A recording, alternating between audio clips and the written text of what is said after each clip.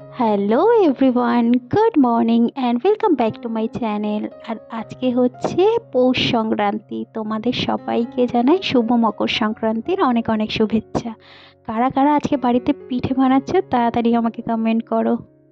আমিও সন্ধেবেলায় একটু পিঠে বানাবো ভাবছি। আর আজকে কি ঠান্ডা পড়েছে বলো তো, জানলা খোলা যাচ্ছে না, জানলা দিয়ে ঠান্ডা হাওয়া ঢুকছে। আর এই ঠান্ডায় না সকালবেলা ঘুম থেকে উঠতেই ইচ্ছে করে না। তবে কি আর করা যাবে, অগত্যা উঠতেই হবে ঘুম থেকে। তো ঘুম থেকে উঠে ব্রেকফাস্ট করে বিছানাটা গুছিয়ে নিচ্ছি। আর এই চাদরগুলো দেখো খাটের উপর ছিল, এগুলোকেও ভাঁজ দিয়ে জায়গার জিনিসটা জায়গায় রেখে দিচ্ছি। আর দেখো বাইরে কিন্তু গাছের পাতা নড়ছে না, তবুও কোথা থেকে যে এত ঠান্ডা হাওয়া আসছে বুঝতে পারছি না। বিছানা গুছিয়ে রান্নাঘরে চলে এসেছি। আজকে বানাবো মাছ পাতুরি। এই খয়রা মাছ খেতে না আমার ভীষণ ভালো লাগে, বিশেষ করে পাতুরি। তো আগের দিন বাজার থেকে খয়রা মাছ নিয়ে এসেছিলাম। রোহিত খয়রা মাছ খায় না, ওর জন্য একটা ভোলা মাছ দিয়ে দিয়েছি। তো এখানে মাছগুলো ভালো করে ম্যারিনেট করে পাতায় ভাজবো। এই শীতকালে গরম গরম ভাতের সাথে একটা মাছ পাতুরি হলেই আমার পুরো ভাতটা খাওয়া হয়ে যাবে। আর এই শীতকালে ধনেপাতার ফ্লেভার না ভীষণ ভালো লাগে। মাছ ভাজার মধ্যে বেশ কিছুটা ধনেপাতা দিয়ে দিয়েছি। দেখো মাছগুলো এখানে সাজিয়ে নিচ্ছি। তারপর যে আলুটা দিয়েছিলাম মশলার সাথে মাখিয়ে ভালো করে দিয়ে দিলাম। এবার গ্যাসে বসিয়ে দিলাম। আর এদিকে ডাল করেছি, কারণ রোহিত শুকনো শুকনো পাতায় ভাজা দিয়ে খেতে পারবে না, আমার আবার শুকনো শুকনোই ভালো লাগে। আর এখানে দেখো ফুলকপি দিয়ে মাছের ঝোল করছি, ভোলা মাছের। আর রান্না করছি তবুও ঠান্ডা লাগছে। সামনের জানলাটা খোলা আছে যেহেতু রান্না করছি, তো ওই জানলা দিয়ে না ফুরফুর করে হাওয়া দিচ্ছে। আর বিকেলবেলা পিঠে বানাবো। চালের গুঁড়ি তো আনা হয়েছে, ঘরেও না বেশ কিছুটা চালের গুঁড়ি ছিল, সেটা নষ্ট হয়ে যাবে ভাবলাম সেটাও ইউজ করে নিই পিঠের মধ্যে। তো চালের গুঁড়িটাকে একটু চেলে নেবো আগে, তারপর বাইরে হালকা হালকা রোদ উঠেছে, একটু রোদে দিয়ে নেব, কারণ চালের গুঁড়িটা অনেক দিনের ছিল ঘরে, ফালতু নষ্ট হবে, তাই আজকে ব্যবহার করে নিচ্ছি। তো ফার্স্টে একটু চেলে নিচ্ছি ভালো করে। আর এদিকে কিন্তু আমার রান্নাবান্নাও কমপ্লিট হয়ে গেছে। এই দেখো ফুলকপি আলু দিয়ে মাছের ঝোল, ভোলা মাছের, এখানে আছে ডাল, আর এখানে আছে খয়রা মাছের পাতুরি। আর রোহিতদের জন্য একটা ভোলা মাছও দিয়ে দিয়েছি। আর এই মাংসটা আগের দিন আমার মা পাঠিয়েছিল রোহিতের জন্য। আর দেখো ঠান্ডায় কাঁপতে কাঁপতে স্নান করে খাওয়া দাওয়া করে একটা লম্বা ঘুম লাগিয়ে দিয়েছি। এখন কটা বাজে বলো তো, সন্ধ্যে 6টা। তো জাস্ট ঘুম থেকে উঠলাম, চোখ মুখ দেখতে পাচ্ছ পুরো ফুলে গেছে।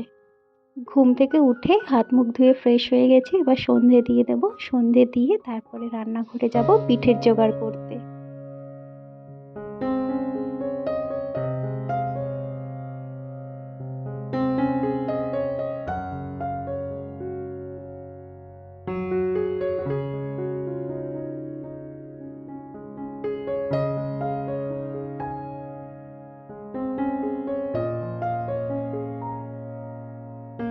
সন্ধে দিয়ে চা খেয়ে নিয়েছি, এবার চলে এসেছি রান্নাঘরে পিঠের জোগাড় করার জন্য। আর নারকেলগুলো দেখো আমি এখানে ছোট ছোট করে কেটে নিয়েছি, কারণ আমার কাছে ভালো কুড়োনি নেই যে নারকেলগুলো কোড়াবো। তো এভাবে ছোট ছোট করে কেটে নিয়েছি। এবার এটাকে মিক্সিতে দিয়ে গ্রাইন্ড করে নেবো, তাহলে খুব ভালো একদম কোড়ানোর মতো হয়ে যাবে। তো দেখো এখানে নারকেলটা পুরো কুড়িয়ে নিয়েছি, আর এর সাথে একটু গুড় মাখিয়ে নিচ্ছি।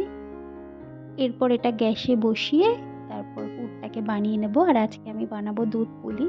পাটিসাপটা বানাবো ভেবেছিলাম, কিন্তু রোহিত পাটিসাপটা খেতে চায় না, ও দুধ পুলিটাই একটু ভালো খায়। আর এখানে চালের গুঁড়ির ডোটা বানাবো বলে আমি একটা কড়াই একটু জল গরম করে দিচ্ছি, তার মধ্যে একটু নুন দিয়ে দিলাম। এরপর চালের গুঁড়িটা দিয়ে দেবো, দিয়ে ভালো করে নাড়িয়ে চাড়িয়ে একটা ডো বানিয়ে নেব।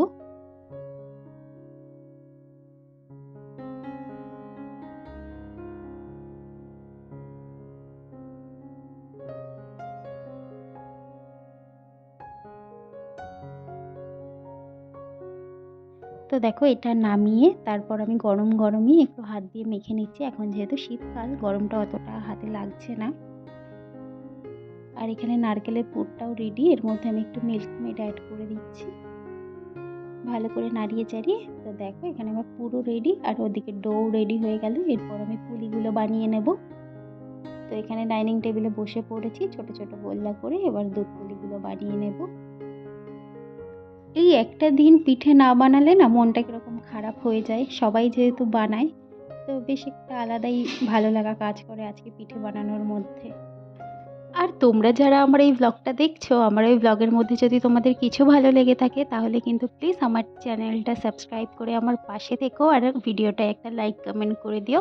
তোমাদের একটা লাইক কমেন্ট কিন্তু আমাকে ভীষণভাবে মোটিভেট করে নেক্সট ভিডিওটা বানানোর জন্য।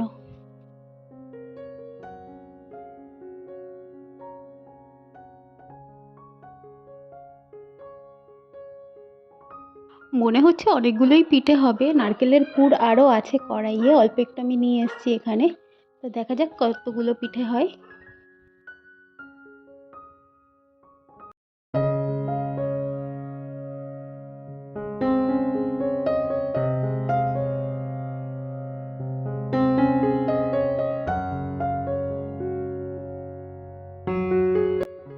তো দেখো এখানে আমার অনেকগুলো পুলি পিঠে বানানো হয়ে গেছে। এখনও কিছুটা নারকেলের পুর আছে, এছাড়াও ওই আটার ডোটাও আছে।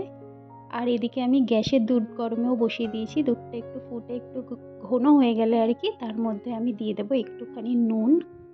আর আমি দুটো এলাচ একটু থেতো করে এর মধ্যে দিয়ে দিয়েছি, এলাচের ফ্লেভারটা কিন্তু বেশ ভালো আসে। তো আবারও একটু নাড়াচাড়া করে তারপর যে পুলিগুলো আমি বানিয়ে রেখেছি একটা একটা করে সব পুলিগুলো আমি দুধের মধ্যে ছেড়ে দেবো। ও তার আগে গুড় দিতেই ভুলে গেছিলাম, তো গুড়টাও দিয়ে দিলাম, গুড়টা তো একটু গলতে টাইম লাগবে। এরপর আমি একে একে পুলিগুলোকে দুধের মধ্যে ছেড়ে দেব। দুধ পুলিটা খেতে আমারও ভালো লাগে, আর রোহিতও খুব ভালো খায়, ও আবার পাটিসাপটাটা খেতে চায় না।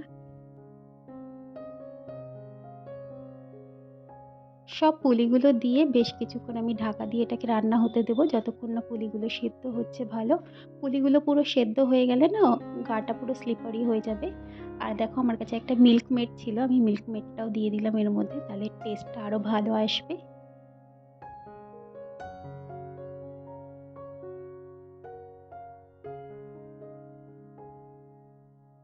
তো এখানে আমার দুধ পুলি অলমোস্ট রেডি, আর খেতে দারুণ হয়েছিল, আমি একটু টেস্ট করে দেখেছি। দুধে ভেজানোর পরও কয়েকটা পুলি রয়ে গেছে, তো ভাবছি ওটাকে একটু তেলে ভেজে নেব, তেলে ভেজে দেখব কীরকম খেতে লাগে। তো এখানে আমি তেলে ভাজা বসিয়ে দিয়েছি, আর এখানে দুটো বাটিতে তুলে নিয়েছি নিচে বৌদিদের দিয়ে আসবো বলে।